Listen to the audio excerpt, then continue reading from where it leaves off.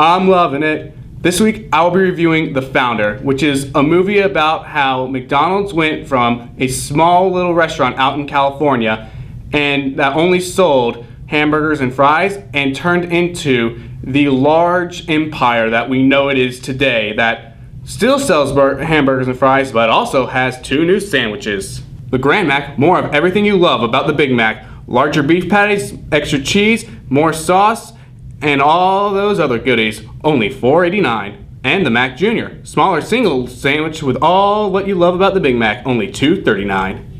This movie stars Michael Keaton as Ray Kroc and shows how he goes from being a milkshake maker salesman that pitches his idea to many drive-in restaurants but gets rejected by these drive-in restaurants that take forever to get his food ready, and eventually gets a good order from this restaurant out in California called McDonald's that not only is interested in his milkshakes but also gets food done in 30 seconds rather than 30 minutes. This first McDonald's was set up by the brothers Dick McDonald and Mac McDonald, and Ray Kroc has the brilliant idea of expanding this fast food system that they have invented all over the country and franchise McDonald's. And they eventually sign a contract and he becomes the manager of franchise for the company of McDonald's. And after the contract was signed, stores start popping up, things are going good, business is booming, but then greed enters the picture, and Ray is now more obsessed with how much money can I make with all these stores, how much more famous can I become.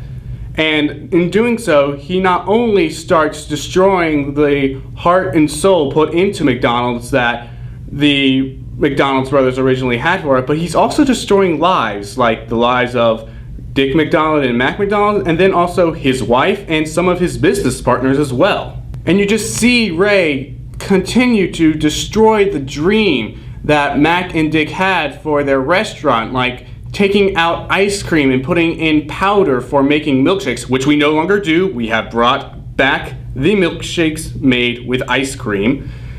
And then also just so many things that are not what they originally had in mind, and he eventually takes McDonald's for himself, and they are not even allowed to call their own store by the name of their own last name.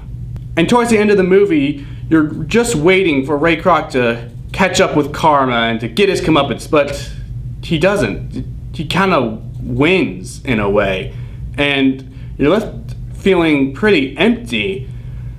However, there is a giant upside, is that the acting is very well done, which also probably speaks a great deal to the directing, because you feel exactly what the makers of this movie want you to feel.